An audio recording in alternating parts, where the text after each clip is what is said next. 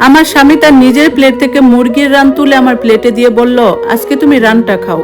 শ্বশুর শাশুড়ির দিকে তাকিয়ে দেখি শাশুড়ি খাওয়া বন্ধ করে আমার দিকে তাকিয়ে আছে। চোখের দৃষ্টি যেন বিষাক্ত তীরের মতো বিচ্ছে আমার বুকে। ননদ ললিতা পাশে আরেকটা রান চিবিয়ে চিবিয়ে ভাত খাচ্ছে, যেন দুনিয়ায় কোনো কিছুতে তার আগ্রহ নেই। আমি তাড়াতাড়ি করে আমার স্বামীর পাতে রানটা তুলে দিয়ে বললাম, না না, আমি রান খাবো না, এটা তোমার জন্য। স্বামী আবার আমার দিকে রাগের দৃষ্টিতে তাকালো, বলল, আমি বলছি আজকে তুমি খাও, সব দিন তো আমিই খাই, আজকে তুমি খাও। শাশুড়ি মা তখন মুখ বাঁকিয়ে বললেন, আরে বৌমা যখন বলছে খাবে না, তাহলে এত জোর করছিস কেন? রানটা তো তোর জন্যই রাখা, সেই ছোটবেলা থেকে তুই আর তোর বোনই রান খাস, আজকে হঠাৎ করে তোর কি হলো?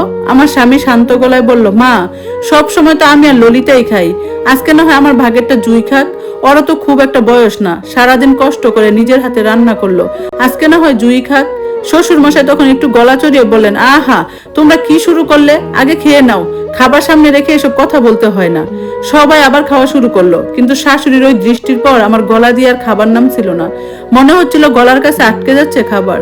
তাও জোর করে মুখে 2-1 লোকমা ভাত তুলে দিয়ে কোনো মতে খাওয়া শেষ করলাম। আমাদের বিয়ে হয়েছে আজকে 2 বছর ধরে। আমার স্বামী আমার চেয়ে 9 বছরের বড়। তিনি একটা প্রাইভেট কোম্পানিতে চাকরি করেন, সকাল থেকে সন্ধ্যা পর্যন্ত হাড়ভাঙ্গা খাটুনি খাটেন। আমার যখন 17 বছর বয়স, সদ্য ইন্টারমিডিয়েটে ভর্তি হয়েছিলাম, ঠিক তখনই আমার পরিবার থেকে আমাকে বিয়ে দিয়ে দেওয়া হয়। বিয়ের পর স্বামী আমাকে অনেক বুঝিয়েছিল, জুই, তুমি পড়াশোনাটা থামিও না, ইন্টার পরীক্ষাটা অন্তত দাও, আমি তোমাকে সব রকম সাহায্য করব। কিন্তু আমি না করে দিয়েছিলাম। আমার কোনোদিনও পড়াশোনা ভালো লাগতো না, বইয়ের পাতা খুললেই আমার মাথা ঝিমঝিম করতো।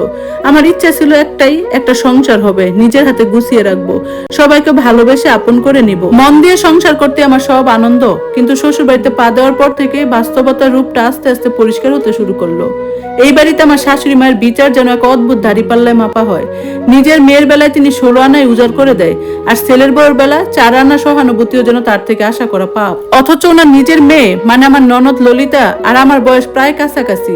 ললিতা এবার অনার্সে ভর্তি হয়েছে, সারাদিন বই খাতা নিয়ে টেবিলে বসে থাকে, আর না হয় মোবাইল টিপে। তার গায়ের জামা কাপড় ধোয়া থেকে শুরু করে মাথার চুল আশ্রয় দেওয়া পর্যন্ত সব শাশুড়ি মা নিজের হাতে করে দেন। আমার মেয়েটা পড়াশোনা করছে, তাই তাকে কষ্ট দেওয়া যাবে না, এই হলো ওনার যুক্তি। আর আমার বেলা, আমি তো আর পড়াশোনা করি না, তাই সকাল 6টা থেকে শুরু করে রাত 10টা পর্যন্ত সংসারের সব কাজ আমার ঘাড়ে। রান্নাঘর মোছা, থালা বাসন মাজা, 4-5 পদের খাবার তৈরি করা, সব একা হাতে করি। তাতেও শাশুড়ির মন জুড়ে না, ভুল ধরাই ওনার নিত্যদিনের কাজ। নিজের সমবয়সী একটা মেয়ে রাজকন্যার মতো ঘুরে বেড়াচ্ছে, আর আমি একই বাড়িতে ঝি চাকরের মতো খেটেও এক ফোঁটা ভালোবাসা বা কদরও পাচ্ছি না। দস্তরখানা গুটিয়ে রাতের থালা বাসন ধুয়ে যখন ঘরে ফিরলাম, তখন রাত 11টা বেজে গেছে। সারা শরীর যন্ত্রণায় চাবাচ্ছে। স্বামী খাটে বসে ল্যাপটপে কিছু কাজ করছিল।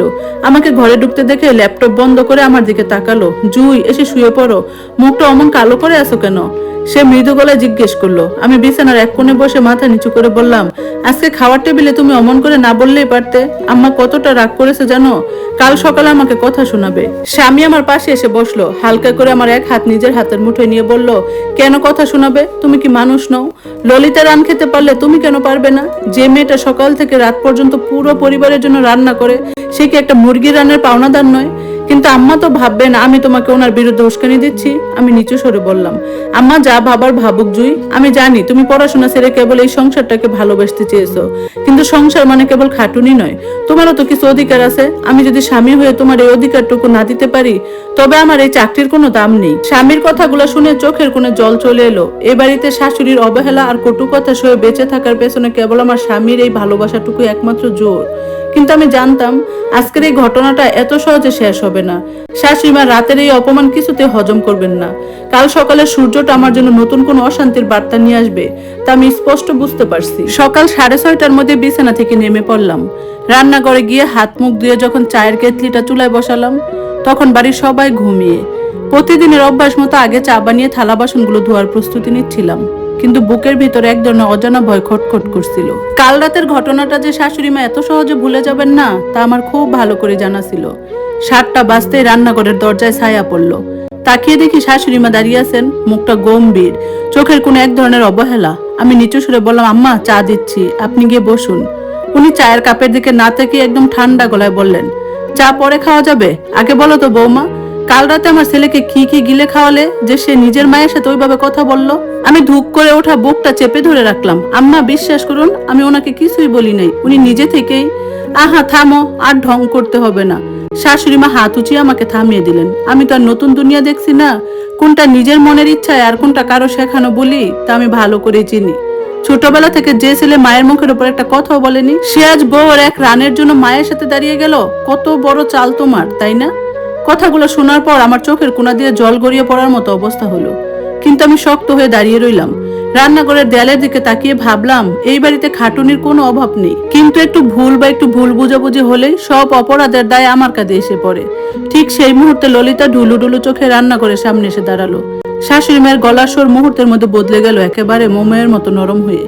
এত সকালে উঠলি কেন? তোর তো রাতে অনেক দেরি করে পড়াশোনা শেষ হয়েছে, যা ঘরে গিয়ে শুয়ে থাক, আমি চা ঘরে পাঠিয়ে দিচ্ছি।